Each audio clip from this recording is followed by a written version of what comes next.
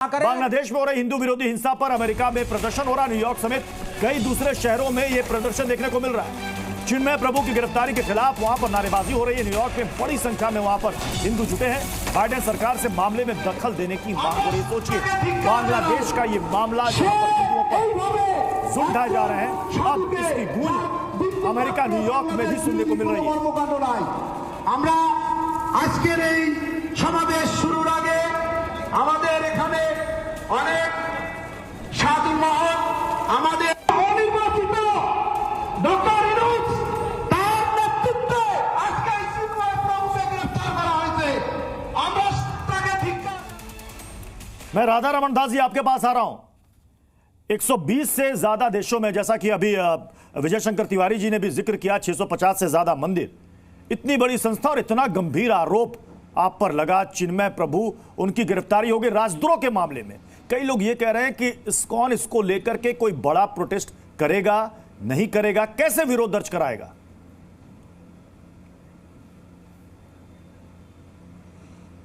पहले तो हम लोग बहुत ही शॉक्ड हैं, आश्चर्यचकित हैं जिस तरह से जो खबरें आ रही हैं। अभी कुछ देर पहले मैं पढ़ रहा था कि वहाँ पर किसी एक हमारे मंदिर में उन्होंने, कुछ लोगों ने नोटिस चिपकाया है और 24 घंटे का अल्टीमेटम दिया है कि इस मंदिर को अगर बंद नहीं किया गया तो दे विल टेक एक्शन। तो इस तरह की धमकियां मिल रही हैं। आप लोगों ने देखा कि किस तरह इस्कॉन के भक्तों को किडनैप करके, टॉर्चर करके हत्या करने की बातें कही जा रही हैं सड़कों पर। तो अभी हमारा जो बांग्लादेश का कांग्रेगेशन है, भक्त बहुत ही डरे हुए हैं, सहमे हुए हैं और उनको समझ में नहीं आ रहा है कि अचानक ये इस्कॉन के ऊपर में ये पीछे क्यों लोग पड़ गए हैं। और पूरे विश्व में आप देख रहे हैं कि प्रोटेस्ट हो रहे हैं। मैं कल 2 दिन से मैं सो नहीं पाया हूँ।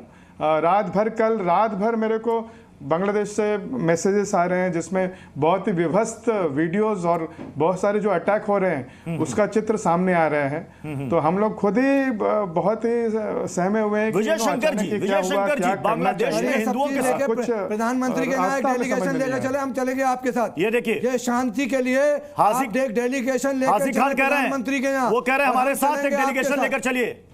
कल सरकार ने, मिनिस्ट्री ऑफ एक्सटर्नल अफेयर ने एक स्टेटमेंट जारी किया था, लेकिन बहुत दुख का विषय है कि बांग्लादेश ने उसका जो रिप्लाई भेजा वो बहुत ही दुखी करता है। हमने देखा कि किस तरह बांग्लादेश गवर्नमेंट ने, जो बांग्लादेश की सरकार ने तो सीधे सीधे कही है कि पल्ला झाड़ दिया, सीधे पल्ला झाड़ दिया मामले से। सर आप और हम मिलकर चलेंगे पूरी दुनिया। मैं विजय शंकर जी, वहां पर हिंदुओं पर हो रहे अत्याचार पर एक शख्स ने आवाज उठाई, जनसभाएं वहां पर की।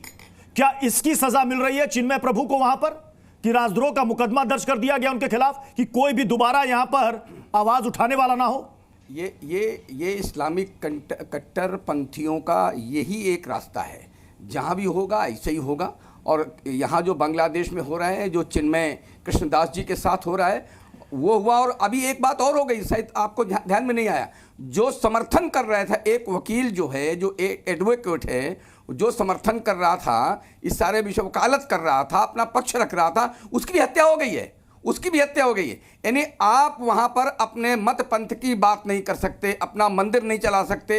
आज की जो यूनिस की सरकार है उसका जो विभत्स चेहरा है, इससे आप समझ सकते हैं। दुर्भाग्य इस बात की है कि भारत में जो फिलिस्तीन की बात कर रहे थे, हमास की बात कर रहे थे, हमास आतंकियों के साथ खड़े थे, आज एक भी व्यक्ति बाहर निकल करके बात नहीं कर रहा। यहाँ इस टीवी चैनल में हमारे जो इस्लामिक प्रवक्ता बैठे हुए हैं, यहाँ पर जब आप पूछ रहे हैं तब कह रहे हैं हम सहमत नहीं है। आप टर्की में कुछ होता है तो भारत में हंगामा करते हैं, दुनिया में कहीं कुछ इस्लाम के साथ होता है भारत में हंगामा करते हैं। बांग्लादेश में हिंदुओं के साथ सब कुछ हो रहा, वहां पर सड़क पर आप कहाँ है? सड़क पर आप टीवी पे भाषण दे रहे हैं, जो बहुत शांत है। सभी भारतवासी तो यही उम्मीद कर रहे हैं, यही प्रार्थना, यही दुआ कर रहे हैं कि बांग्लादेश में हिंदुओं के साथ जो कुछ भी जुल्म सितम वहां पर ढाए जा रहे हैं उस पर तत्काल लगाम लगाई जाए।